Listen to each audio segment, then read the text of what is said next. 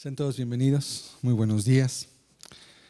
Vamos a continuar con este ciclo de enseñanzas que hemos titulado Los falsos evangelios. En esta ocasión veremos una creencia directamente derivada del falso evangelio del proceso o el poco a poco, en una mezcla con el acepta a Cristo, y realmente es una mezcolanza de todo lo que hemos estado hablando. Es también un resultado indirecto del resto de las enseñanzas que hemos estudiado y probado además que son antibíblicas y por lo tanto falsas. Me refiero al tema de cristiano carnal o cristiano espiritual, en tono de pregunta, porque es una creencia, ni siquiera podríamos llamarle doctrina porque no está sistematizada, es decir, no tiene puntos de apoyo en la Biblia, salvo uno muy endeble que estaremos examinando. ¿Y a qué me refiero cuando hablo de la creencia de los cristianos carnales? Bien, esto es resultado del bajo estándar espiritual que las personas obtienen en sus vidas al aplicar los falsos evangelios.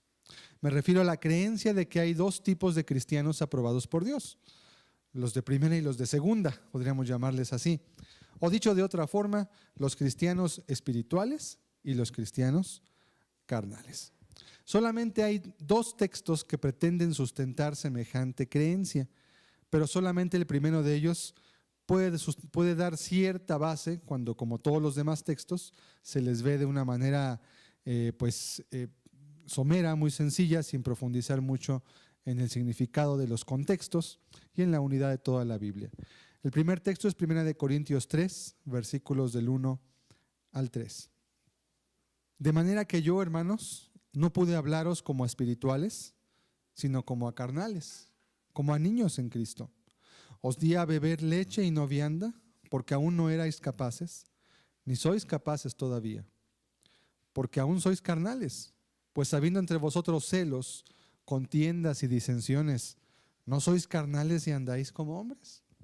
Y el segundo texto es Romanos 7, versículo 14, porque sabemos que la ley es espiritual, mas yo soy carnal, vendido al pecado.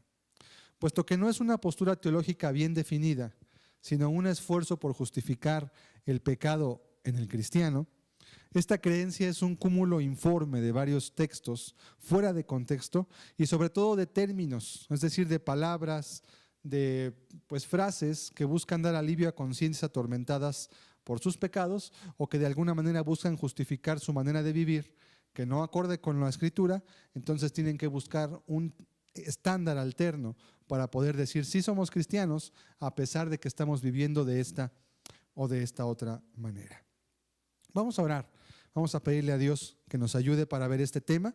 Creo que es un tema muy actual, es un tema que está en pleno apogeo. Esto se predica en casi todas las iglesias evangélicas. Yo rara vez he encontrado alguna en la cual se rechaza esta creencia, ya sea directa o indirectamente. Lo normal es que la gente lo acepte de hecho y lo dé simplemente como una realidad en la vida del cristiano. Hoy estaremos viendo que esto no es así. Pidamos a Dios su ayuda.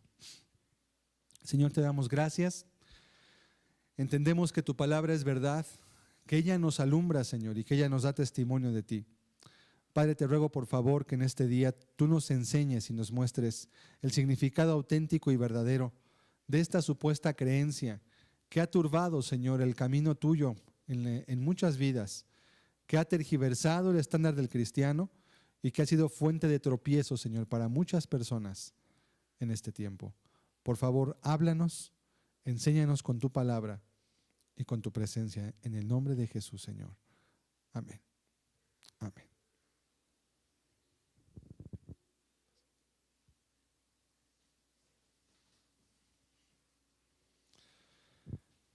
¿Cuál es el contexto histórico de esta creencia? Debido a las herejías que se han ido introduciendo en la iglesia a lo largo de los siglos, el cristianismo ha sido golpeado en sus fundamentos, dando origen a un estándar distinto al que está señalado en la Biblia. Al no concordar lo que los cristianos modernos viven con lo que la Biblia dice, esto da origen a que se busque una categoría distinta de creyentes que no entran en el marco de la Biblia. Es decir, que sus vidas no son conformes a lo que la palabra de Dios dice, pero sin embargo su lenguaje y las cosas que afirman sí son de acuerdo a la Biblia. Esto da origen precisamente a esta creencia. Y es que en alguna época, durante mucho tiempo, solamente ha habido dos tipos de personas en la Biblia. Las que dice la Escritura solamente, cristianos e inconversos. Pero ahora se ha inaugurado un híbrido espiritual. De allí surge la idea de bautizar a estas personas o de inaugurar una nueva parte que son los cristianos carnales, creando un tercer camino para quienes no quieren sujetarse a la palabra de Dios o simplemente encuentran más cómodo el hecho de vivir de una forma que es a su antojo simplemente. Discúlpeme la comparación que voy a hacer a continuación, pero creo que la ironía a veces rompe las vendas mágicas en las cuales muchas personas se encuentran atrapadas. Esto de los cristianos carnales es como cuando decimos que Dios creó dos géneros. Dios creó hombres y creó mujeres. Pero la perversidad y la rebeldía del hombre han creado una nueva, que no es ni hombre ni mujer. Esto es los homosexuales o las lesbianas, con sus respectivas ramificaciones. Gente que es hombre físicamente, pero no se comportan como hombres. Gente que son mujeres, pero no se comportan como tales. Y en su desviación y tinieblas quieren que la sociedad los acepte porque esa es su preferencia. Si usted cree que esto es abominable, que una persona que fue creada de una forma se rebele para hacer algo distinto, yo encuentro un símil precisamente. ¿Por qué permitir algo semejante en la iglesia, que debería ser columna y baluarte de la verdad? ¿Por qué permitir que algunas personas que están usando la Biblia de manera torcida o que a veces la ignoran simplemente, por qué inaugurar un tercer género espiritual, por así llamarlo? Solamente la Biblia habla de cristianos y de inconversos. La Biblia solamente habla acerca de personas que han sido renacidas por la gracia de Dios o de gente que no conoce la Escritura y que está lejos del camino de Dios. Como dice la Biblia, lejos de Dios, lejos de todas las cosas espirituales, muertos en sus pecados, y los cristianos. ¿Hay un tercer tipo? La Biblia no nos deja ver eso, pero hoy se ha inaugurado el cristiano carnal. Es decir, hay cristianos normales o espirituales, la Biblia no les llama así. Hay inconversos y hay cristianos carnales. Entonces, hay un tercer camino. Esto no puede ser así, mis amados amigos, queridos hermanos. No podemos agregar, la Biblia dice, y amonesta bajo maldición a aquellos que agreguen a su palabra, a aquellos que le hagan decir a la Biblia algo que no quiere decir, únicamente para crear un molde para poder justificar sus propios pecados. En un resumen muy breve, un cristiano carnal es una persona que vive en pecado, pero al mismo tiempo adora a Jesús y tiene la esperanza o cree que va a ir al cielo cuando muera. Antes de entender los textos que vamos a estudiar, que son dos que se van a refutar en esta ocasión, quisiera explicar qué es el término carne. ¿A qué me refiero cuando la Biblia habla acerca de cristianos carnales? O más bien, ¿qué quiere decir la Biblia cuando habla de una persona carnal? ¿A qué se está refiriendo? ¿Se refiere a una persona que usa mucho su cuerpo? ¿A una persona que le gustan las cosas del mundo? ¿Qué es específicamente? Así como hemos definido qué es el término pecado, y hemos visto que el pecado no se puede heredar como tal, de igual manera el término carnal también es muy importante que lo entendamos. El término carne en la Biblia no hace referencia al cuerpo de carne y hueso que todos tenemos. Pues como hemos visto, la creencia de que el cuerpo es malo en sí mismo no proviene de las Escrituras, sino que proviene del paganismo. La Biblia dice que todo lo que Dios creó era bueno en grande manera, y Dios también creó el cuerpo humano. Dios creó de hecho al ser humano con la capacidad de comer, de dormir, es decir, tener sueño, tener hambre, la capacidad de tener relaciones sexuales, la capacidad de amar, la capacidad de ser amado, la capacidad de hacer todo lo que nuestro cuerpo por naturaleza busca. Y eso en sí mismo no es malo. Entonces la Biblia no se refiere al cuerpo, tampoco se refiere a la naturaleza humana, porque eso implicaría lo mismo que el punto anterior, que el cuerpo sería malo. No se refiere a eso. El término carne en la Biblia, cuando usted lo llegue a leer, sobre todo en el Nuevo Testamento, se refiere a la tendencia, y subrayo y apunto, tendencia humana a satisfacer los deseos naturales que tenemos en nuestra mente y cuerpo. Es decir, todos los seres humanos, por naturaleza, si tenemos sueño, queremos dormir. Si tenemos hambre, queremos comer. y de una manera natural, sin que seamos obligados a hacer esas cosas, buscamos satisfacerlas. Eso es normal. Pero cuando la Biblia habla de una persona carnal, ahorita estaremos entendiéndolo, se refiere a alguien que está dedicado únicamente a eso, que su meta en la vida es satisfacer los deseos de su cuerpo. No son pecado, ¿verdad? Pero ya hemos hablado de lo que el pecado significa y el comer en sí mismo no es un pecado. Si usted no come, se muere. Tiene que alimentarse. Pero si usted deja que ese deseo se desordene y ahora se dedica solamente a comer, puede caer en un pecado que es la gula o que es la glotonería. No era pecado comer en sí mismo, pero al desordenarse el deseo, se convierte en un pecado, que además es dañino hasta para usted mismo, ¿verdad? La gente que acostumbra a comer con un desorden y sin cuidarse, a veces hasta su vida se le acorta, simplemente por no respetar las leyes naturales de su propio organismo y lo acaba destruyendo. Entonces es la tendencia humana, la carne, el término carne, a satisfacer los deseos naturales. Vamos a ver un texto en Marcos capítulo 7, versos 21 al 23. Porque de dentro del corazón de los hombres salen los malos pensamientos, los adulterios, las fornicaciones, los homicidios, los hurtos, las avaricias, las maldades, el engaño, la lascivia, la envidia, la maledicencia, la soberbia y la insensatez. Todas estas maldades de dentro salen y contaminan al hombre. Así como el término carne no se refiere al cuerpo, en este texto el término corazón dice que de dentro del corazón de los hombres salen los malos pensamientos. Bueno, no está haciendo referencia al órgano físico de nuestro cuerpo, ¿verdad? Está haciendo una analogía. Así como el corazón es el que da la vida y de él depende que todo el cuerpo reciba el oxígeno a través de la sangre para que continúe existiendo, de la misma manera nuestra intención es la que determina la naturaleza moral de todos nuestros actos externos. Por eso dice el texto, del corazón de los hombres salen los malos pensamientos. Con el corazón no puede usted pensar, ¿verdad? Pero la intención le lleva. Si usted tiene una mala intención, usted va a estar buscando cómo hacer el mal. Dice un proverbio que los impíos no duermen si no han hecho el mal.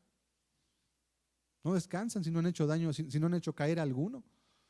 Imagínese, los hurtos, las avaricias, es la intención del corazón. Cuando alguien está entregado a complacer estos deseos, los deseos naturales del cuerpo, la Biblia le llama que es alguien carnal. A eso se refiere. Vamos a ver un texto que nos diferencia ambos términos. Segunda de Corintios 10, versículos 3 y 4. Pues aunque andamos en la carne, no militamos según la carne, porque las armas de nuestra milicia no son carnales, sino poderosas en Dios para la destrucción de fortalezas. Este texto señala que aunque el cristiano, porque está dirigido a una iglesia, aunque el cristiano vive en un cuerpo de carne, recuerde que no solo somos carne. La Biblia dice que todo nuestro ser, espíritu, alma y cuerpo, usted lo puede checar en la primera carta a Tesalonicenses, capítulo 5, versículo 23, debe ser guardado irreprensible para la venida de nuestro Señor Jesucristo. Cuando dice la Biblia que aunque andamos en la carne, se refiere que estamos en un cuerpo de carne, con deseos, con tentaciones naturales, así como Jesús anduvo también en él. Aunque andamos en un cuerpo de carne y hueso, sin embargo dice, no militamos según la carne. Militar significa tomar un partido, tener una meta o ser alguien que está sujeto a las órdenes de otro. No militamos, no somos mandados, no somos gobernados. Nuestra carne no es la que rige en lo que vamos a hacer o lo que no vamos a hacer tampoco. No militamos según la carne. Es decir, el cristiano no está rendido a los deseos que su cuerpo le pide que sean satisfechos. Un ejemplo muy sencillo. Tienes un deseo por comer, es natural. Normalmente, y si estás sano, todos los días tendrás hambre. Pero Jesús habló de algo llamado el ayuno. Bueno, a veces el cristiano decide ayunar, abstenerse de ingerir alimentos. Está sano, su cuerpo tiene hambre. Pero aunque su cuerpo tiene hambre, él decide no comer durante un día o dos o tres o muchos más por perseguir un bien espiritual más alto. por conseguir algo, por consagrarse a una meta distinta. Esto es un ejemplo muy claro. Andamos en la carne, pero no militamos según la carne. No porque mi cuerpo me diga, tengo hambre, porque el estómago se vuelve a veces un señor y un amo del ser humano. Y mucha gente, la verdad, vive para satisfacer solamente su organismo. Y es lo que le estimula a todo. Bien, el cristiano no milita según la carne. Se puede negar a un deseo tan básico como comer por conseguir o por alcanzar un bien espiritual más alto. A eso se refiere el texto. Entonces, aquí vemos los dos aspectos. Si andamos en un cuerpo de carne, tenemos hambre y la persona que ayuna tiene hambre. Cuando Jesús ayunó, tuvo hambre. Cuando Jesús estuvo ayunando 40 días en el desierto, sintió grande hambre en su cuerpo. Si usted alguna vez ha ayunado, sabe lo que le estoy diciendo.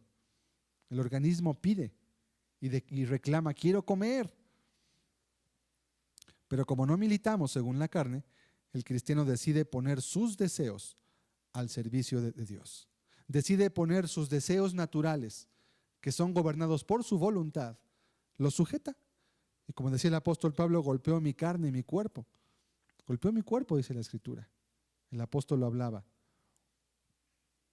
¿Para qué? Para poder servir a Dios. No militamos según la carne. Y el verso 4 nos confirma, porque las armas de nuestra milicia no son carnales. Es decir, las armas con las cuales el cristiano pelea no tienen que ver con el cuerpo. El cristiano no va a ganar su batalla a golpes o con espadas o con pistolas. No, no es su cuerpo el medio por el cual va a alcanzar la victoria espiritual que Dios le demanda. Dice, sino poderosas en Dios para la destrucción de fortalezas. Aquí vemos los dos términos carne totalmente diferenciados. Andamos en un cuerpo de carne. Aquí el término carne sí se refiere y no es tanto al cuerpo, andamos en los deseos naturales de nuestro cuerpo. El que una persona sea cristiana no le quita los deseos de su cuerpo. Usted no deja de ser humano por hacerse cristiano, sigue siendo un humano.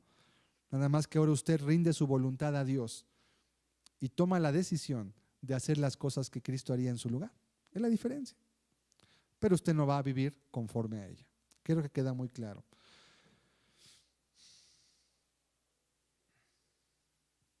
Vamos a ver los dos textos en los que pretende dar sustento o sustentarse esta creencia de que hay cristianos carnales. Vamos a leer 1 Corintios 3, del 1 al 3, y vamos a hacer un exégesis de este texto. De manera que yo, hermanos, no pude hablaros como a espirituales, sino como a carnales, como a niños en Cristo. Os di a beber leche y no vianda, porque aún no erais capaces, ni sois capaces todavía, porque aún sois carnales, pues habiendo entre vosotros celos, contiendas y disensiones, ¿no sois carnales y andáis como hombres? Este texto, quiero recalcarlo, es el único en la Biblia que parece indicar que a un cristiano se le puede aplicar el adjetivo de carnal.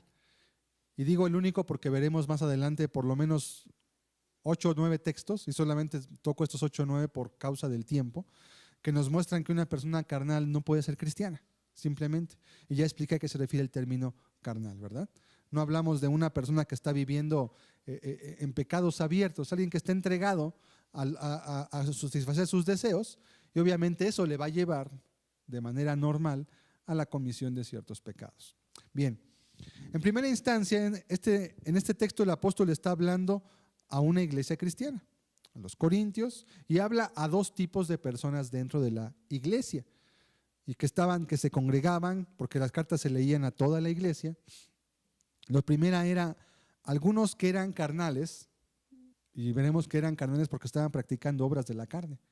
Y dos, se está dirigiendo a niños en Cristo, es decir, a personas recién convertidas. Es un adjetivo que la Biblia usa para hablar también de los recién convertidos. Ahora, decir que porque algunos corintios o algunas de las personas que asistían a la iglesia de Corinto estaban practicando obras de la carne, por ello todos los cristianos en la iglesia eran carnales, es un error semejante a decir que porque en esta iglesia a usted le pidan un préstamo el día de hoy y no le paguen, por ello toda la gente que aquí nos congregamos somos iguales. Lamentablemente la gente tiende a generalizar, y cuando ve que alguien comete un error, tienden a decir todos allí son iguales. De paso, le aviso, aprovechando el tema, que no ande prestándole dinero a cualquier persona. Tenga mucho cuidado. Hay muchas personas que pueden venir el domingo y pues están buscando cómo sacar ventaja de la gente que asiste, que saben que vienen con buena fe, que saben que tienen a lo mejor un deseo de buscar a Dios y a veces en su deseo de ayudar, aunque sin mucha sabiduría tal vez, pues pueden prestar fácilmente algún dinero. No ande prestándole dinero a la gente. Para que se lo sepa la gente que viene los domingos, no toda la gente es cristiana.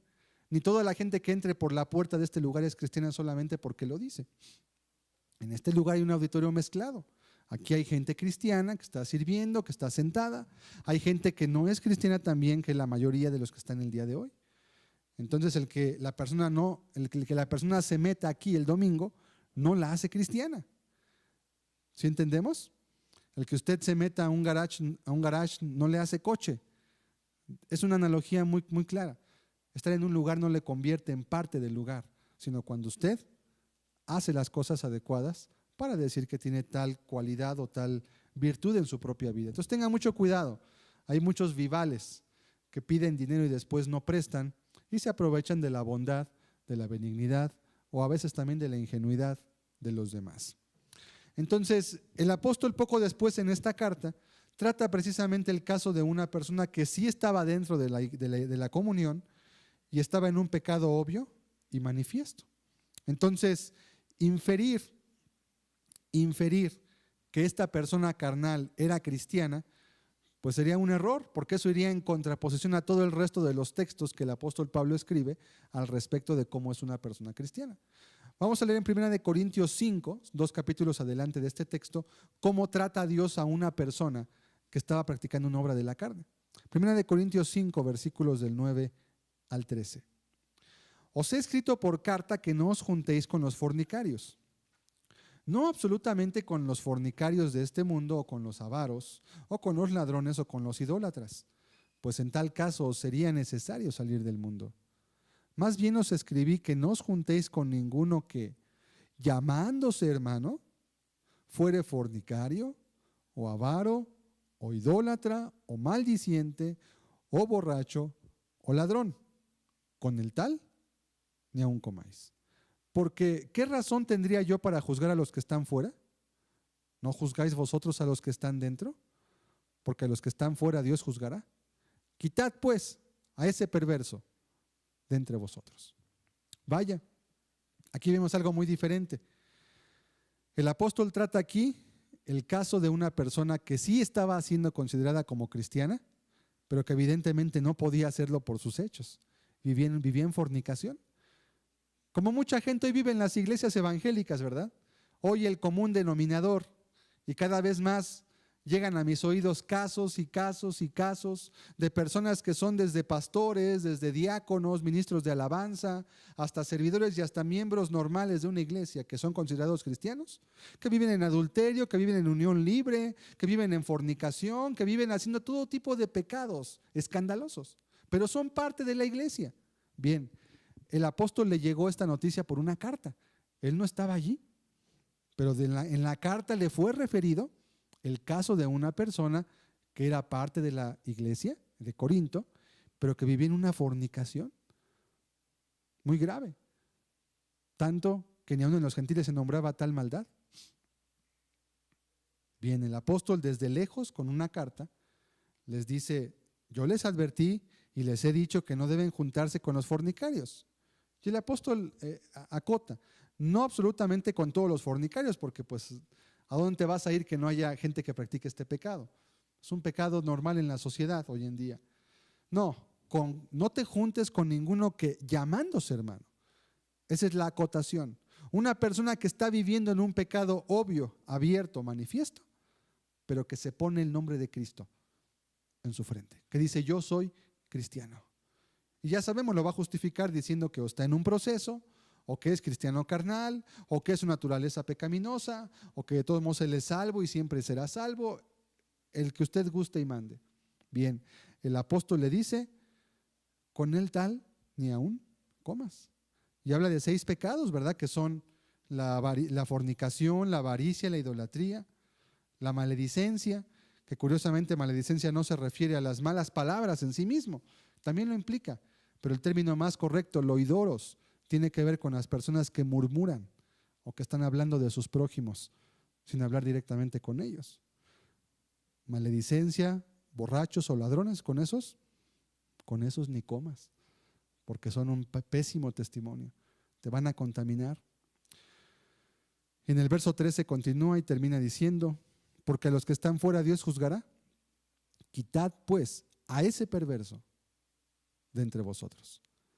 ¿Cuál fue la indicación que el apóstol dio para esta persona que vivía en un pecado abierto? ¿Y por qué solamente es el único pecado por el cual? No, por eso el apóstol acota ciertos pecados que requieren disciplina eclesiástica. Y aparte es un punto importante que toquemos ahorita, aprovechando que tocamos 1 Corintios 5.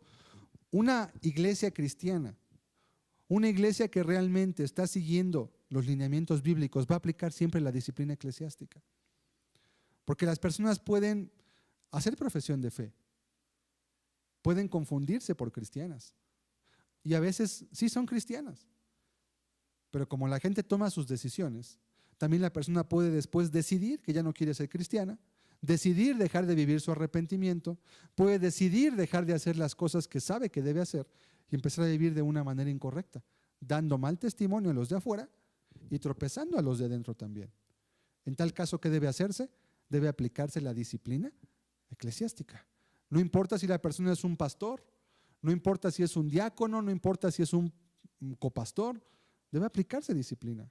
Y cuando no se aplica la disciplina eclesiástica, eso hace que el pecado se expanda, eso hace que el pecado avance, llegue a las vidas de muchos más, se propague entre la gente de la congregación y que la gente menosprecie el evangelio de Cristo.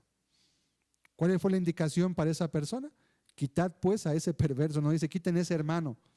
No, pobre hermano, es que está en el proceso y pues es que trae un demonio de adulterio, pues ténganle paciencia. Ahora, no, quiten ese perverso de ahí. Échenlo para afuera, y lo echaron fuera de la iglesia. Lo expulsaron, lo sacaron. Fue notorio a toda la gente de la comunidad de Corinto que este hombre salió fuera de la iglesia. Lamentablemente, hoy en muchas iglesias no se aplica la disciplina eclesiástica. Y el pecado rampante circula por toda la iglesia, desde la cabeza hasta lo último de esa iglesia. ¿Por qué? Porque no se aplica disciplina eclesiástica. Porque la gente se le permite vivir en sus pecados y que se llame a sí mismo cristiana y no hay ninguna cosa que lo limite, que lo detenga, nada que les ponga un freno, nadie que jale la rienda, a veces ni el mismo pastor. Entonces el segundo error es inferir que esta persona carnal era cristiana. Porque la Biblia dice que se refiere a algunas personas carnales, ¿por eso era cristiana? Así como este que estamos leyendo de 1 Corintios 5, ¿era cristiano? Tal vez lo fue, no lo sé. Tal vez algún día creyó y se arrepintió y vivió como Cristo le mandaba, pero también algún día tomó la decisión, como algunos la han tomado, de dejar de obedecer el evangelio de Cristo. Fue su decisión, nadie lo forzó, él eligió. ¿Qué hay que hacer? Aplicar la disciplina eclesiástica. Para eso está el texto. Entonces, el apóstol estaba lejos, número uno, contestando una carta. Él no era quien introducía a las personas a la comunión directamente, sino que había encargados en las iglesias, había predicadores que estaban encargados y obviamente la gente se va incluyendo a la comunión cuando hay frutos dignos de arrepentimiento, cuando hay evidencias de salvación, y esta persona tuvo que haber sido incluida en algún momento, correcto o incorrectamente. De eso no se ocupa el texto, se ocupa de reprender el pecado y detener lo que ya estaba pasando en Corinto, que era una iglesia donde había muchísimo desorden, por cierto. Además, hay quienes pueden hacerse pasar por cristianos engañando a los ministros. Eso siempre ha ocurrido. ¿Se acuerda de Felipe el evangelista? Aquel que tenía dones del Espíritu Santo y predicaba y hacía grandes, Dios lo usaba grandemente. Pues se le coló por ahí un hombre llamado Simón el Mago. Y tan cristiano se veía Simón el Mago que hasta Felipe lo bautizó. Ya estaba bautizado. Ya estaba dentro de la iglesia Simón el Mago. Ya le decían hermano, a lo mejor ya hasta predicaba, tal vez hasta algún cargo tenía dentro de la congregación, no sabemos. Ahí estaba Simón el Mago. Pero después llegó Pedro y se hizo evidente lo que había en su corazón Y Dios le dijo, Pedro le dijo, no tienes parte ni suerte. En hiel de amargura y en prisión de maldad veo que estás. Ruega a Dios si acaso te sea perdonado el pensamiento de tu corazón, porque has creído que el don de Dios se obtiene con dinero. Ruega a Dios, le dijo, no tienes tu parte ni suerte en este asunto. Y así hay mucha gente que aunque está dentro de una iglesia no tiene parte ni suerte en el reino de Dios. Ahí están adentro, a lo mejor mintiendo, a lo mejor engañando, a lo mejor diciendo que hacen lo que no hacen. Y la verdad difícilmente puede uno ver exactamente la vida diaria de las personas. Pero tarde o temprano todo sale a la luz. Tarde o temprano todas las cosas que son ocultas se hacen manifiestas. Y Dios saca a la luz también el pecado de los hombres. Por amor a su iglesia, por amor a su pueblo, por amor a aquellas personas que lo quieren buscar. Entonces, el que algunas personas fueran carnales en Corinto no quiere decir que fueran cristianas. Mucho ojo con eso, porque entonces ya englobaríamos a todos. Y además todos los demás textos de la Biblia nos dicen que una persona que hace esto no puede ser cristiana. Además, es posible que una persona cristiana caiga en un pecado. Eso es posible, está en la Biblia. Pero una práctica se sanciona con la disciplina eclesiástica que ya leímos en 1 Corintios 5. Es decir, una persona pudiese tener un tropiezo en su vida cristiana, pero será un tropiezo, no una vivencia de 5 años otra vez en pecados obvios, escandalosos. No, eso no se puede hacer. Eso no se puede hacer, eso es indebido, es incorrecto. Eso merma a la iglesia en sí mismo. Y la unidad de las Escrituras, como último punto, nos deja entender que una persona que vive practicando un pecado cualquiera que sea se va a perder. No importa si dice que es cristiana o que no lo sea. Entonces, mucho cuidado. Del texto de segunda de Corintios 3 que estamos leyendo, no podemos inferir que la gente que vivía allí era gente cristiana carnal, porque eso no ha existido. Durante los primeros 3 siglos del cristianismo hay una unidad en los padres apostólicos, los cuales sabían y predicaban y confirmaban con sus vidas además que una persona carnal no podía ser considerada cristiana, porque Jesús liberta al hombre de sus pecados. Porque Cristo Jesús, cuando alguien cree y se arrepiente y cree en ese orden, realmente es libre, como dijo el Señor, y entonces la persona empieza a experimentar libertad en su vida, libertad auténtica, no libertad de palabras, no libertad solo de pecados escandalosos o considerados graves en la sociedad, no, libertad auténtica en todas las áreas de su vida. Vamos a leer Gálatas 5, 19 al 21 para ver qué pasa con una persona que vive o que practica alguna de estas obras de la carne. Gálatas 5, 19 al 21. Y manifiestas son las obras de la carne, que son adulterio, fornicación, inmundicia, lascivia, idolatría, hechicerías, enemistades, pleitos, celos, iras, contiendas, disensiones, herejías, envidias, homicidios, borracheras, orgías y cosas semejantes a estas, acerca de las cuales os amonesto, como ya os lo he dicho antes, que los que practican tales cosas no heredarán el reino de Dios. ¿Qué estamos viendo aquí? Las llamadas obras de la carne.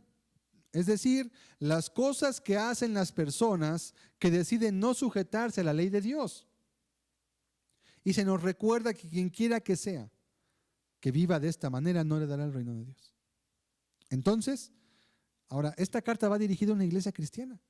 Es decir, esta carta no es una carta dirigida a la gente interesada, es una carta dirigida a la iglesia. ¿Pero por qué a la iglesia? Bueno, además dice, como ya os lo he dicho antes, no era la primera vez que el apóstol les amonestaba a los cristianos de Galacia acerca de estas cosas. Además les recuerda que si ellos vivían así, no heredarían el reino de Dios. Por ello podemos deducir que el apóstol Pablo, en la primera carta a los Corintios, no está hablando a cristianos carnales, porque eso no existe.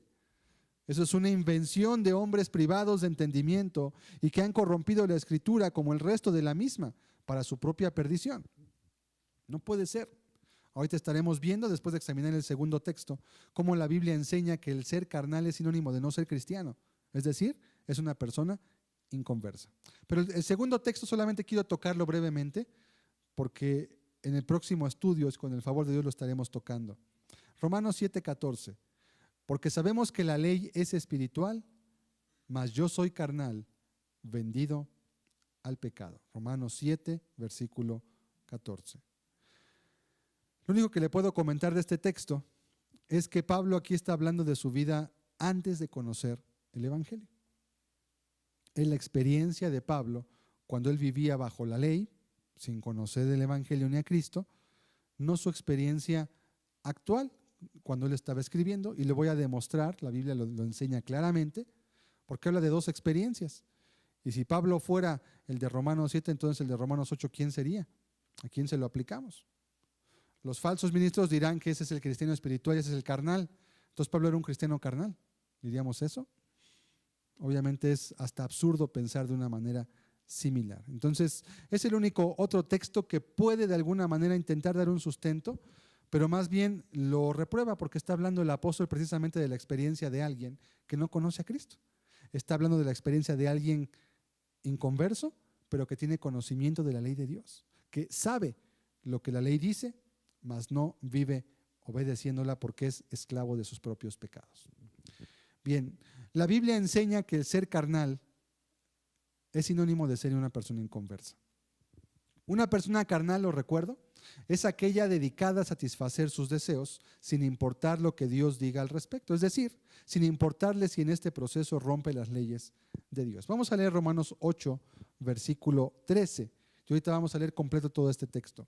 Porque si vivís conforme a la carne, moriréis. Mas si por el Espíritu hacéis morir las obras de la carne, viviréis. ¿Qué dice el texto? Si vives conforme a la carne, o sea, si te amoldas, si te adaptas, si permites que tus deseos sean los que normen lo que haces, lo que piensas, lo que dices, lo que dejas de hacer, vas a morir. Y no se refiere a la muerte terrenal, porque la muerte todos la tenemos segura. Usted va a morir, yo voy a morir. El texto se refiere a la muerte eterna. Se refiere a la muerte eterna, separados de Dios para siempre, sin posibilidad de ninguna redención jamás. Si vivís conforme a la carne, moriréis. ¿Por qué? Porque una persona que acostumbra a satisfacer sus deseos por encima de todas las cosas va a cometer muchos pecados. Si una persona le gusta y no se aguanta, ¿verdad? Porque le dijeron algo, pues se va a aventar un chisme, una difamación de alguien. ¿Por qué? Pues porque no se aguantó, porque tenía ganas, porque quería hablar, satisfacer sus deseos, ¿verdad? Si a una persona quería zafarse de un problema, pues va a decir una mentira. ¿Para qué? Para zafarse del problema, porque es más fácil zafarse de un problema que enfrentarlo, aunque sea solo temporal, porque a veces esos problemas rebotan y son más graves. Satisface los deseos de su carne. Si a una persona le dan ganas de adulterar, de tener una relación sexual con alguien que no es su esposo o su esposa, pues lo va a hacer. ¿Y por qué lo va a hacer? Porque tiene ganas, porque le gusta, porque dice, pues tengo mi cuerpo, yo puedo, también otra persona quiere, tengo problemas en mi casa, pues lo hago. Por eso dice el texto, si vivís conforme a la carne, moriréis. ¿Podrá entonces haber un cristiano carnal? ¿Cómo le aplicaríamos este texto a un cristiano carnal? Bueno, tú eres cristiano, pero si vives conforme a la carne, entonces no moriréis, le diríamos. ¿Le pondríamos un no? ¿Le añadiríamos a la Biblia? Lea Apocalipsis 22 para que usted vea las maldiciones que vienen sobre aquellos que le quitan o que le ponen a la Biblia algo más de lo que dice. El texto dice, si vivís conforme a la carne, moriréis. Si usted dice que es un cristiano carnal, le tengo malas noticias. O si lo han engañado, usted va a perderse eternamente en el infierno. Usted va a ser condenado por la eternidad. Número 1, por no haber querido ver su Biblia. Y número 2, por fiarse en las palabras de una persona antes que de las palabras de Dios en su palabra. Un cristiano, por el contrario, es alguien que ha crucificado su carne y sus deseos. Vamos a leer Gálatas 5:24. Pero los que son de Cristo han crucificado la carne con sus pasiones y deseos. Los que son de Cristo, dice algo, han crucificado. ¿Sabe usted cuál es el resultado de una crucifixión? Es la muerte. Para eso crucificaban a las personas, para matarlas, no para dejarlas moribundas, no, los mataban. Era una sentencia de muerte. Cuando el apóstol dice que los que son de Cristo han crucificado la carne, no se refiere a que ya no tengan deseos. No quiere decir el apóstol que una persona cristiana ya no siente, ya no tiene deseos, ya no piensa, ya no tiene tentación a enojarse, ya no se siente mal si la agreden, ya no se siente tentada si le ofrecen una oportunidad para el pecado. No, no se refiere a eso. El cristiano sigue siendo tan humano como cualquier otra persona. Aún la Biblia dice que Elías, aunque era un hombre sujeto a pasiones, oró fervientemente y no vino la lluvia. ¿Y por qué acota y por qué apunta sujeto a pasiones? Para hacernos recalcar y entender que era un hombre como usted y como yo. No era alguien especial en ese aspecto, era una persona perfectamente normal. Alguien que tenía pasiones y que tenía también deseos. Entonces no es que se acaben.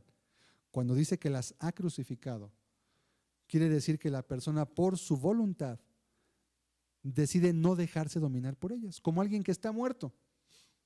Como una persona muerta que ya usted no le hace caso, pues porque está muerta.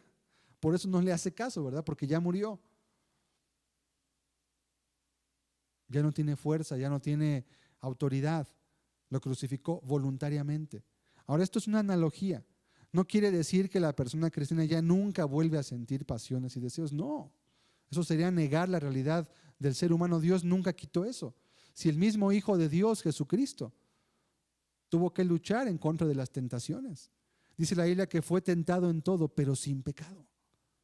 El Hijo de Dios mismo tuvo que orar para que aún la copa que él tenía que beber, la bebiese.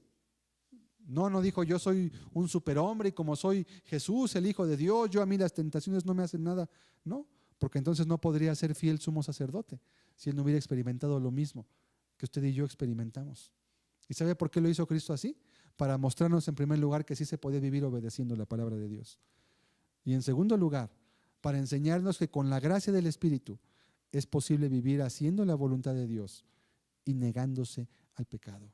Por eso cuando Jesucristo predicó el arrepentimiento, una de las partes que él enseñó que era necesaria hacer era negarse a uno mismo. En cierta manera, el crucificar la carne, crucificar las pasiones y deseos, tiene que ver con negarse a uno mismo. O dicho de otra forma, negarte a ti mismo es la manera práctica en la que tú crucificas tus pasiones y deseos. Es algo constante. Usted se niega cada vez que hay una tentación al pecado. Una persona cristiana que ama a Dios, ya su amo no es la carne, ya su amo no son sus deseos, ya su amo, su manera de pensar no está regida por lo que su cuerpo le pide, ya no es eso. Siguen estando ahí los deseos, pero para él ya los toma como si fueran alguien muerto. Ya no existe. Ahí están, solamente es una parábola. ¿Entendemos? Pero el texto es muy claro, los que son de Cristo. Por lo cual podemos inferir que los que no son de Cristo no han crucificado la carne con sus pasiones y deseos. Lo cual quiere decir que la persona que no es de Cristo es aquella que vive gobernada. Por cuanto no quiere negarse a sí misma, pues vive totalmente sujeta a lo que sus deseos le dicten. Si quiere mentir, miente. Si quiere robar, roba. Si quiere codiciar, codicia. Si quiere decir un chisme, pues lo dice. ¿Por qué? Porque tiene ganas. Porque quiere. Ese es el inconverso. Eso es una persona inconversa. Y por último le quiero mostrar un pasaje un poco más largo, en Romanos 8 del 5 al 14, para ver cómo una persona carnal opone al Espíritu de Dios y vive bajo una condenación. Es decir, no puede ser tomada como convertida. Vamos a leer Romanos 8 del 5 al 14. Voy a ir haciendo una exégesis en cada versículo cuando sea necesario. Porque los que son de la carne piensan en las cosas de la carne. Número 1, una persona carnal o que pertenece o que se entrega voluntariamente, Dios nos dice cómo vive, piensa en las cosas de la carne. ¿Cuáles son las metas de una persona mundana, inconversa? Pues el dinero, el placer y el poder. Esencialmente es lo que la gente busca. La gente busca o dinero, O quieren ganar dinero y tener dinero o las cosas que el dinero puede conseguir. O buscan el placer, ¿verdad? Hay gente que no tiene dinero o a lo mejor no le interesa el dinero mucho, pero sí le interesa mucho el placer. Piensan que sus cuerpos son para la fornicación, piensan que sus deseos son para ser satisfechos, no se niegan a nada, todo lo que pueden lo obtienen y más si son jóvenes. Y hay gente que busca el poder o la fama. Quieren ser vistos, quieren ser aplaudidos, quieren ser reconocidos, quieren que toda la gente los acepte, quieren que la gente los vea como personas importantes o como gente sobresaliente y dedican su vida a eso. ¿Qué es esto? Una persona carnal, una persona mundana. Y continúa. Pero los que son del Espíritu, ¿en qué piensan? En las cosas del Espíritu. ¿En qué piensa una persona cristiana? En el reino de Dios, en cómo ganar un alma, en cómo criar a sus hijos, en cómo aumentar el estándar de santidad en su vida, en cómo amar a su prójimo, en cómo cumplir la palabra de Dios, en cómo agradar a Cristo. En eso está pensando. Esa es su meta. Puede trabajar, puede comer, puede dormir, puede hacer muchas cosas, pero siempre su meta, como dice la Escritura en Romanos, si coméis o bebéis o hacéis otra cosa, hacedlo todo para la gloria de Dios. ¿Cuál es la meta del espiritual? Las cosas del Espíritu. No está buscando tesoros en esta tierra. No le interesa mucho si gana poco o si gana mucho dinero. Lo que quiere es hacer la voluntad de Dios. No le interesa mucho si la gente le aplaude o lo mira bien. Él le interesa hacer la voluntad de Dios. Y muchas veces por hacer la voluntad de Dios, los cristianos son criticados. Son vistos como gente rara, son vistos como gente desadaptada social a veces. Oye, pues ¿por qué no haces esto? ¿Cómo es posible que seas joven y no hagas estas cosas? ¿Cómo es posible que no tengas novio, que no tengas novia? ¿Cómo es posible que no estés fornicando? ¿Cómo es posible que no tengas relaciones sexuales? ¿Cómo es posible que no te guste aquí agarrarte un dinerito extra aquí con una trance, un movimiento chulo? ¿Cómo es posible? ¿Qué te pasa? Pero ¿por qué no hace eso el cristiano? Porque está pensando en las cosas del Espíritu. Sabe que Dios lo mira. Sabe que Dios está allí. Sabe que Dios está atento a todo lo que hace. Y puesto que ama a Cristo porque es espiritual y piensa en lo del Espíritu, él anhela estar un día con Cristo y no le interesa perderse los supuestos goces de este mundo. ¿Vemos la diferencia? ¿Estamos captando? ¿Me está entendiendo? ¿Vemos por qué una persona carnal no puede ser cristiana? ¿Y cómo llamarle a alguien cristiano carnal es una aberración? Es como si le dijera el ladrón honrado. No se puede. Este señor que ama y mata a los demás, pues no se puede. Eso es un contrasentido. En pocas palabras, es como si le dijera un círculo cuadrado. No se puede. Un cristiano carnal es algo que es imposible. Verso 6. Porque el ocuparse de la carne es muerte. Otra vez, si te ocupas, no quiere decir que no comas, no quiere decir que no trabajes, no quiere decir que no estudies, que no te prepares, no quiere decir que no te cases o que no tengas anhelo de tener una pareja algún día. No quiere decir que no tengas un trabajo o que no busques mejorar tu situación si te después. No se refiere a eso. No te está diciendo que te metas a un convento o un monasterio. No, eso no. Ya hubo gente que probó meterse a conventos y monasterios y no ha funcionado. Son un centro de perversidades continuas y constantes. Eso no sirve.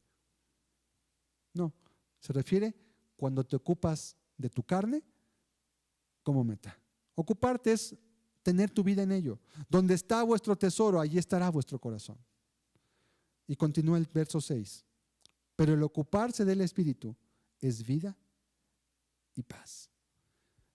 ¿Cómo vive la gente inconversa? ¿No viven llenos de depresiones? ¿No viven llenos de problemas? ¿No viven llenos de angustias y sin paz? Ahora, esto no quiere decir que el cristiano no tenga problemas o dificultades. Sí, también las tiene, pero son por motivos muy distintos. El inconverso las tiene porque se aventó una deuda para hacer una fiesta de maldad o vive en eso, ¿verdad? Ya no tiene con qué pagar, ya está acongojado. El impío sufre porque tiene un problemón ahí con una persona, porque tuvo relaciones con ella y era casado y ahora lo están persiguiendo, o anda por ahí haciendo cosas incorrectas o tranzas y lo andan buscando, no sé, vive sin paz. Además su conciencia lo condena, pero el ocuparse del Espíritu es vida y paz. Verso 7. Por cuanto los designios de la carne son enemistad contra Dios, porque no se sujetan a la ley de Dios, ni tampoco pueden. Otra vez, los designios de la carne tienen que ver precisamente con aquellos deseos que nuestro cuerpo naturalmente quieren ser satisfechos sin tomar en cuenta la palabra de Dios. Vuelvo al punto. No es que usted no coma, sí, coma, pero coma con moderación y coma lo que es necesario para su cuerpo. No permita que su deseo opaque o ponga en segundo término la palabra de Dios. Los designios de la carne, los deseos, las metas de la carne, el designio es como un diseño, algo hacia lo cual está enfocado, dice, son enemistad. ¿Por qué? Vuelvo al punto. Una persona que no quiere negarse a sí misma, pues nunca va a querer ayunar. Nunca va a querer perdonar a su prójimo. Nunca va a querer amarlo porque va a gastarse lo suyo y él mismo se va a gastar y no va a recibir nada a cambio. Verso 8. Este texto es muy importante. Y los que viven según la carne, o sea, los carnales, no pueden agradar a Dios. Entonces, si dijéramos que existen cristianos carnales, estaríamos hablando de gente que no puede agradar a Dios. Pero aquí el texto no está hablando de un cristiano, habla de una persona inconversa. Por las características que estamos viendo. Piensan en lo de este mundo, se ocupan de lo de este mundo, su mente y su corazón están en este mundo y por tanto no pueden agradar a Dios. Si usted es una persona carnal, bueno, le quiero decir que usted no puede ser convertido, discúlpeme. Yo no sé si usted tenga 15, 20, 30 o 40 años en la religión que usted guste y mande, pero la palabra de Dios dice que usted no es cristiano. Ahora, si usted cree que sí, demuéstrelo con la Biblia, no porque alguien le dijo. Cuando seamos juzgados por Cristo no seremos juzgados por lo que nos dijeron, sino por lo que está escrito. Los que viven según la carne no pueden agradar a Dios. Nunca pueden tener complacencia en Dios. ¿Se acuerda cuando Cristo vino a esta tierra y fue bautizado? ¿Qué decía la voz del cielo que estaba ahí? Este es mi Hijo amado, en quien tengo complacencia. ¿Cómo es un hijo de Dios? Alguien en quien Dios tiene complacencia. Alguien de quien Dios se agrada por lo que hace en su vida. Verso 9. Aquí viene el contraste. El apóstol les va a decir a los romanos lo que ellos están haciendo, porque ellos son cristianos. Verso 9. Mas vosotros no vivís según la carne, sino según el Espíritu. Vosotros no vivís según la carne. No podían ser cristianos y podían ser carnales, ¿verdad? Vosotros no vivís según la carne, sino según el Espíritu. Y lo que sigue completa de echar por tierra y derribar el argumento de un cristiano carnal. Si es que el Espíritu de Dios mora en vosotros, y si alguno no tiene el Espíritu de Cristo, no es de él. En otras palabras, una persona que tiene el Espíritu de Cristo no puede vivir según la carne. Punto. Por esa causa, un cristiano carnal simplemente es un maquillaje, es una máscara para disfrazar a un inconverso, ponerle un barniz, ponerle una mascarilla y decir que es un cristiano cuando realmente es un impío. Es un hipócrita si quiere verlo. Es una persona que está simulando algo que no es. No es cristiana. Y si alguno no tiene el Espíritu de Cristo, si sustituimos términos, ¿qué implica tener el Espíritu de Cristo? Vivir según el Espíritu y no según la carne. Si alguno no tiene el Espíritu de Cristo, no es de él. Cristianos carnales, tache, eso no existe.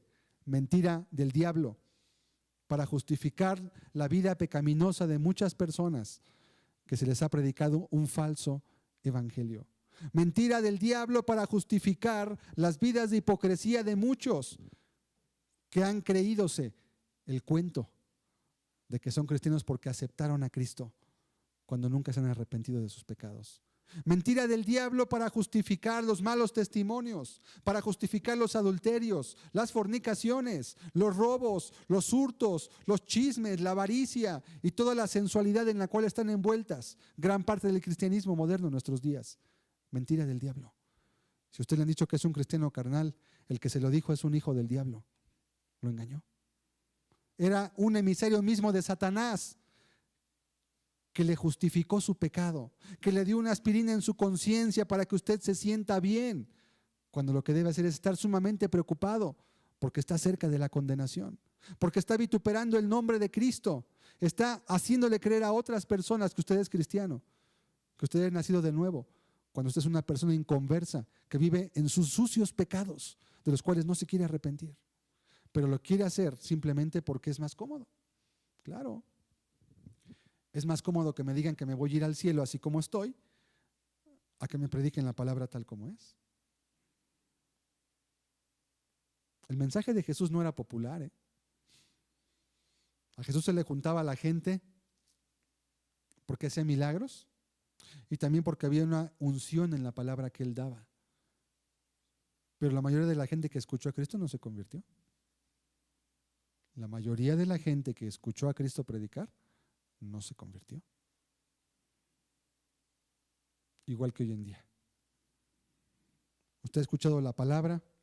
Yo no sé cuánto tiempo tenga congregándose entre nosotros o escuchando la palabra de Dios. Y tal vez usted mismo no se ha convertido. ¿Por qué? Porque ama sus pecados.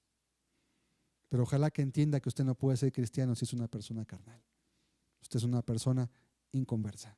Es una persona perdida en sus pecados que necesita ser redimida, que necesita el arrepentimiento genuino, que debe mostrar frutos dignos de arrepentimiento para poder creer en Cristo y podérsele considerar como alguien cristiano o convertido. Verso 10. Pero si Cristo está en vosotros, el cuerpo en verdad está muerto a causa del pecado, mas el espíritu vive a causa de la justicia. Y si el espíritu de aquel que levantó de los muertos a Jesús mora en vosotros, el que levantó de los muertos a Cristo Jesús, vivificará también vuestros cuerpos mortales por su espíritu que mora en vosotros. Así que, hermanos, deudores somos, no a la carne, para que vivamos conforme a la carne. Porque si vivís conforme a la carne, moriréis. Mas si por el espíritu hacéis morir las obras de la carne, viviréis. ¿Qué concluye este texto? Les dicen, bueno, miren, solamente le está recalcando. Ustedes no están viviendo conforme a su carne porque el cuerpo, por causa del Espíritu de Dios, ese cuerpo está muerto, es una metáfora. Usted está vivo. Los cristianos de Roma, los que les hablaba el apóstol, estaban vivos. ¿A qué se refería? Que ellos tomaron esa decisión, que ellos dieron el señorío de sus vidas a Cristo, no en sus palabras, en los hechos.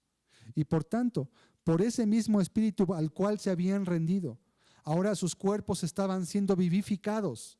¿Qué significa? Que aunque seguían teniendo deseos y pasiones, y aunque seguían teniendo tentaciones y seguían teniendo oportunidades para pecar, el Espíritu Santo que moraba en ellos guiaba sus vidas a la verdad y a la justicia. ¿Para qué? Para que, como dice el verso 12, para que no seamos deudores a la carne, sino al Espíritu. En otras palabras, no le debemos a la carne nada. En otras palabras, no tenemos razón o motivo los que somos cristianos para volver a vivir gobernados por nuestras pasiones y por nuestros deseos. No tenemos razón. No somos deudores a la carne. ¿A quién somos deudores? Al Espíritu. Porque ese fue el que nos vivificó, ese fue el que nos dio vida, ese fue el que nos redimió, ese fue el que nos convenció de pecado.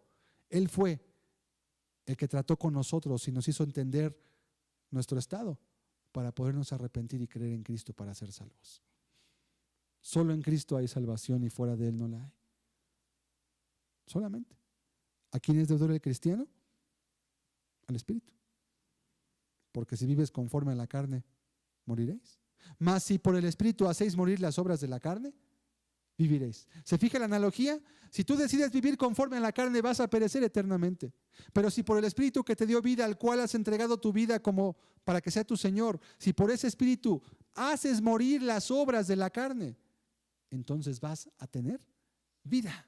Vida en la actualidad, porque tendrás comunión con Dios, pero también la vida eterna. Verso 14.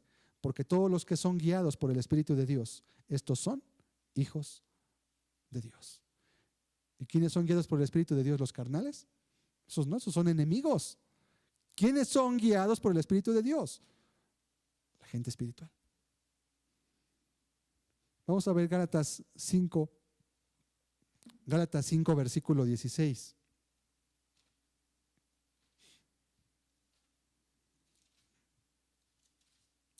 Justamente antes de hablar de las obras de la carne, el apóstol les dice lo siguiente a los Gálatas. Digo pues, andad en el Espíritu y no satisfagáis los deseos de la carne. Digo pues, andad en el Espíritu y no satisfagáis.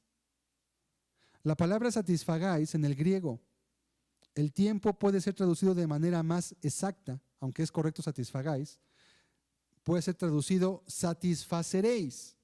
Es decir, lo pone en una relación de causa y efecto. Si una persona anda en el Espíritu, no va a tener necesidad de satisfacer los deseos de su carne. Y deseos de su carne no me refiero a no comer, a no dormir, ya expliqué eso, no se refiere a los deseos naturales.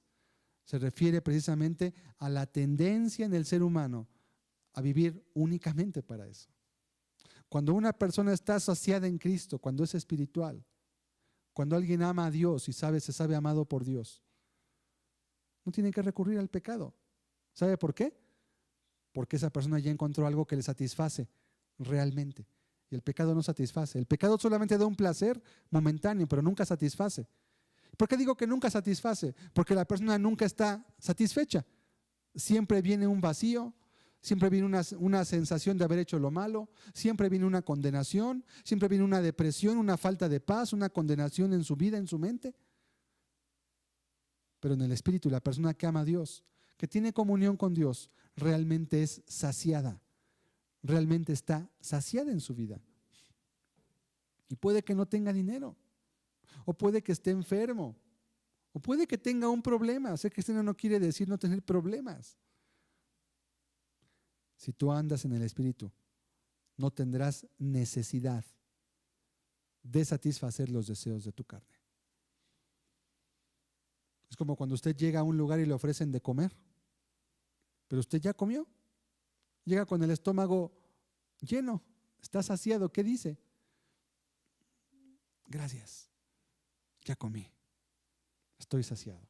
Así cuando el pecado viene, ¿verdad? Como personificando el pecado, cuando el pecado venga y te ofrezca sus manjares, pero tú estés saciado en Cristo, le vas a decir, gracias, ya comí, estoy saciado, yo tengo mi alimento.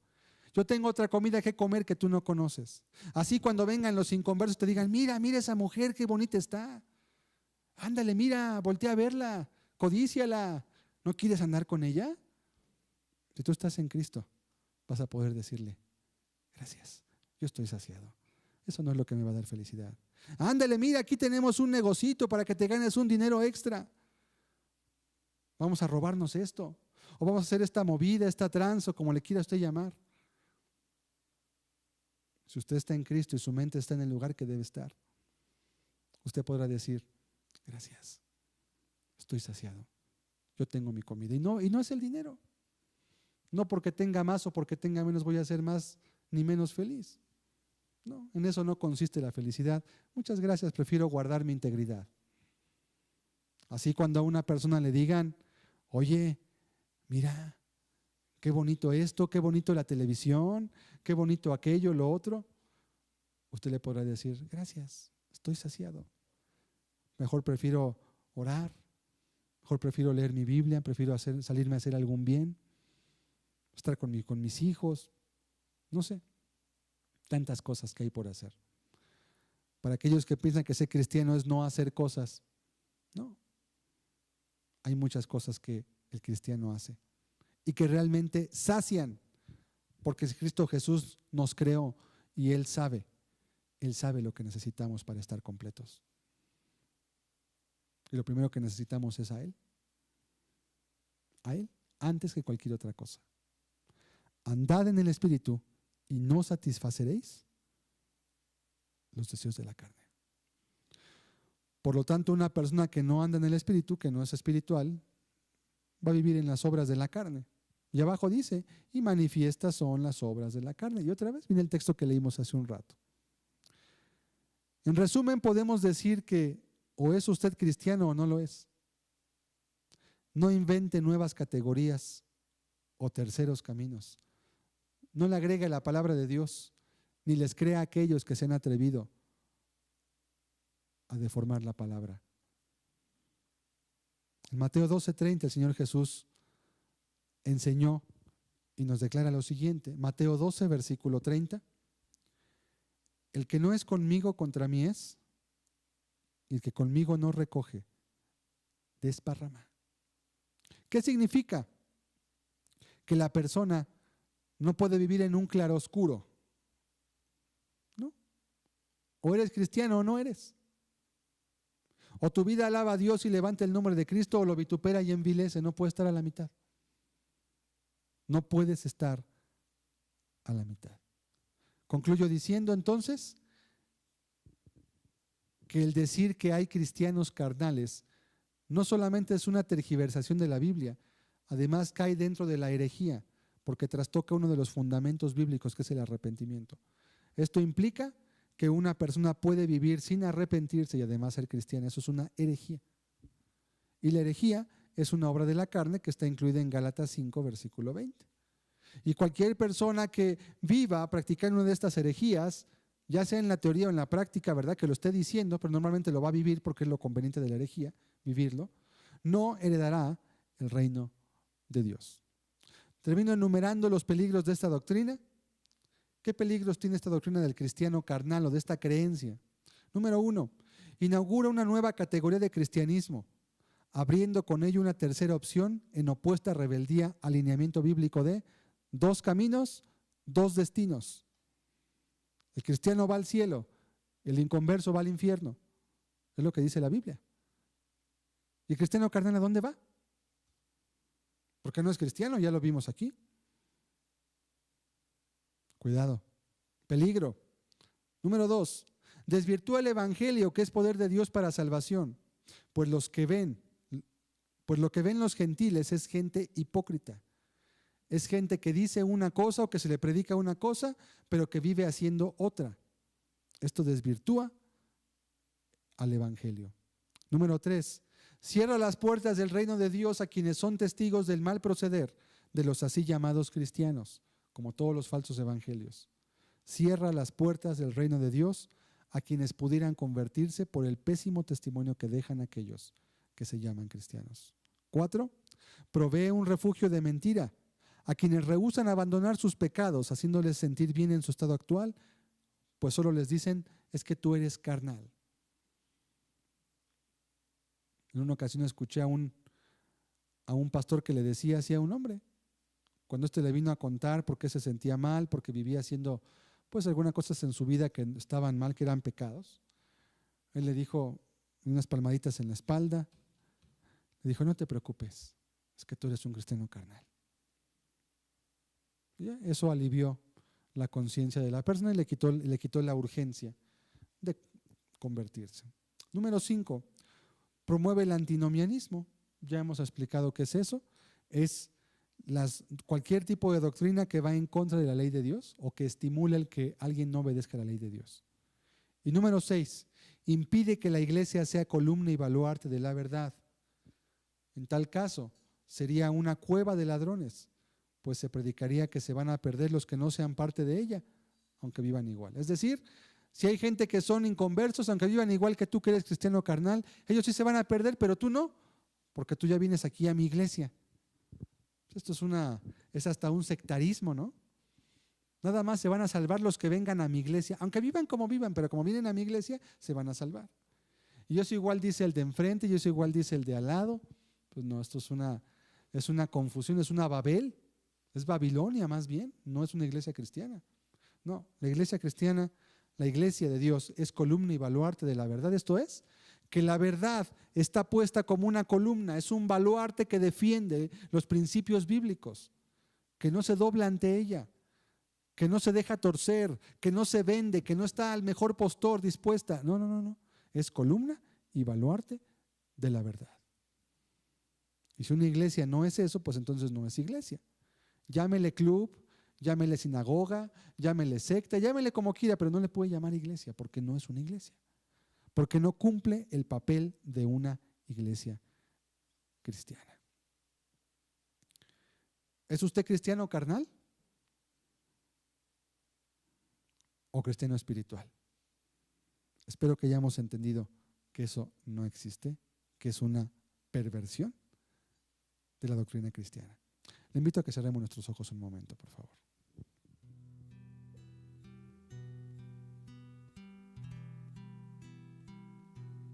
El evangelio ha sido corrompido. El cristianismo ha sido diluido por falsas doctrinas y enseñanzas. Y Dios llama a los cristianos a que se paren firmes por la palabra de Dios, a que tanto en sus vidas como en sus palabras prediquen lo que es recto y se opongan a la falsedad, a la mentira y al engaño, sin importar bajo qué forma o disfraz se presente.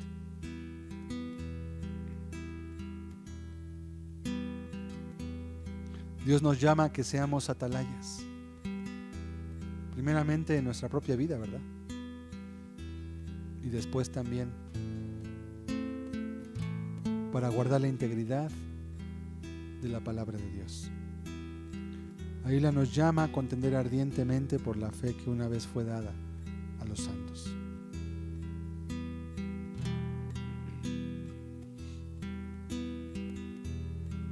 No se deje engañar por aquellos que le prometen el cielo bajo falsos estándares. No se deje engañar por aquellos falsos profetas, engañadores, falsos maestros, mancilladores de la carne, que bajo apariencia de piedad tergiversan el santo evangelio de Jesús.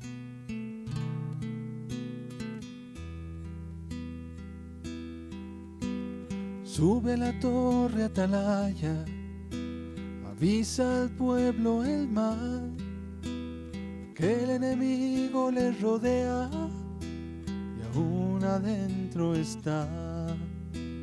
Que el enemigo le rodea y aún adentro está. ¿Qué pide Jehová de ellos? Que sean sabios de corazón. Pon a tu boca trompeta, es necesario la santidad. Pon a tu boca trompeta, es necesario la santidad. Llénate de su celo, desecha la mediocridad, porque si no eres ejemplo, serás cortado de su heredad. Porque si no eres ejemplo, serás cortado de su heredad.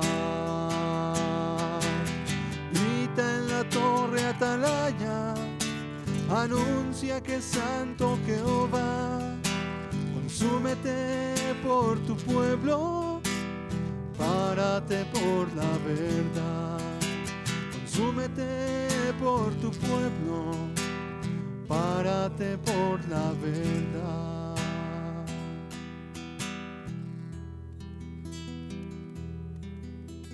Sube a la torre atalaya, avisa al pueblo el mal, que el enemigo le rodea y aún adentro está. Que el enemigo le rodea y aún adentro está. ¿Qué pide Jehová de ellos? Que sean sabios de corazón. Pon a tu boca trompeta, es necesario la santidad. Pon a tu boca trompeta, es necesario la santidad. Llénate de su seno, desecha la mediocridad, porque si no eres ejemplo, serás cortado de su heredad. Porque si no eres ejemplo, serás cortado de su heredad. Sube a la torre atalaya, anuncia que es santo Jehová. Consúmete por tu pueblo, párate por la verdad. Consúmete por tu pueblo, párate por la verdad. Grita en la torre atalaya, anuncia que es santo Jehová. Consúmete por tu pueblo, párate por la verdad. Consúmete por tu pueblo, párate por la verdad. ¿Qué pide Jehová de ellos? Que sean sabios de corazón. Pon a tu boca trompeta, es necesario la santidad. Pon a tu boca trompeta, es necesario la santidad. Pon a tu boca trompeta, es necesario la santidad.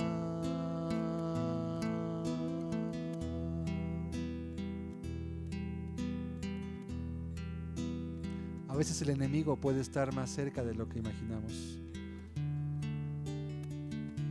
Tal vez dentro de la misma iglesia, en boca de personas que pervierten el evangelio de Cristo y que lo corrompen para adecuarlo a sus deseos, para adecuarlo a su voluntad.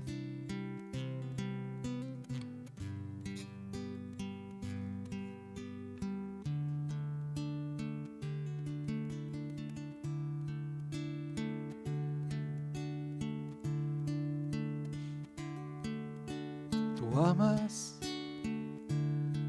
la alabanza en los íntegros de corazón.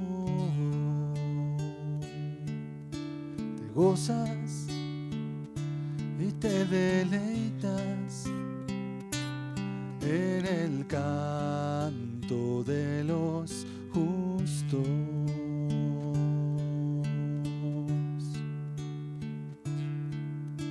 Tú amas la alabanza en los íntegros de corazón.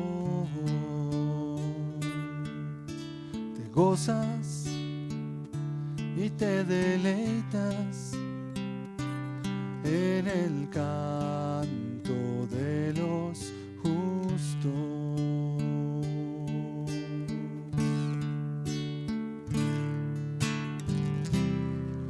Ayúdame hoy a no doblarme contra los vientos y ante las tempestades, a no venderte y no deshonrarte, a no ponerle precio a tus verdades. Ayúdame hoy a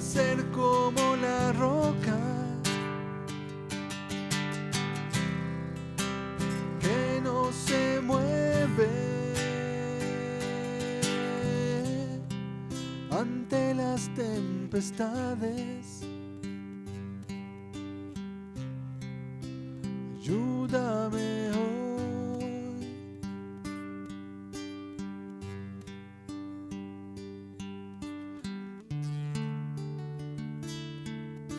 Tú amas la alabanza en los íntegros de corazón.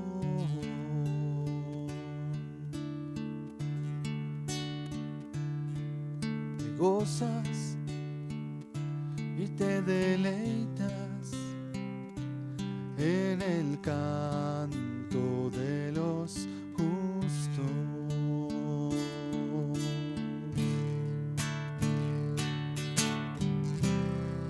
Ayúdame hoy a no doblarme contra los vientos y las dificultades, a no venderme y no deshonrarte, a no ponerle precio a tus verdades. Ayúdame hoy a ser como la roca que no se mueve ni ante las tempestades. Ayúdame hoy, ayúdame hoy, enséñame hoy, enséñame hoy.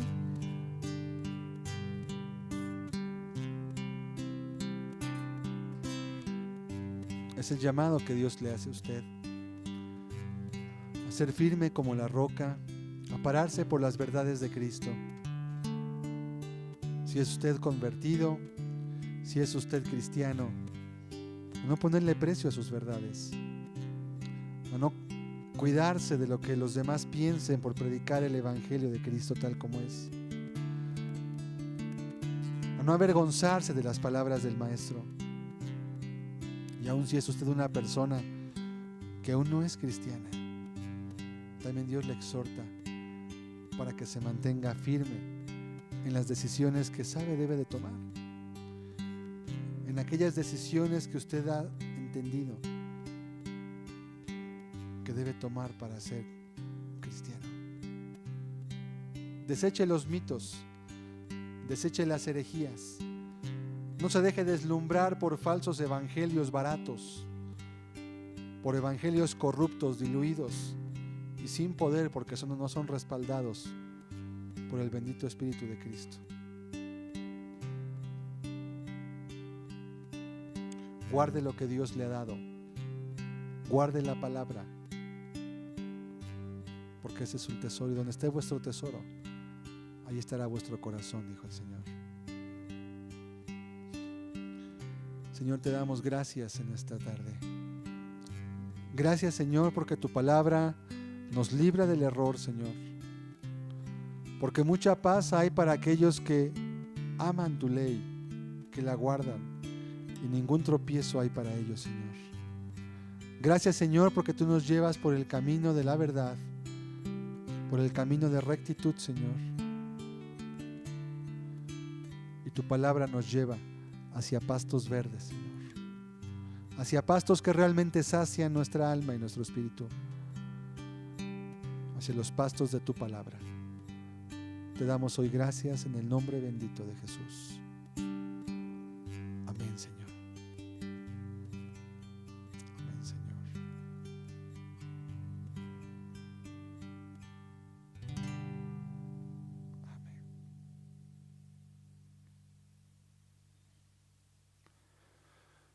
Dios les bendiga a todos, estamos despedidos. La próxima semana continuaremos, si Dios nos lo permite, tocando este tema de los falsos evangelios. Estamos despedidos, que tengan todos muy buenas tardes. Hasta luego.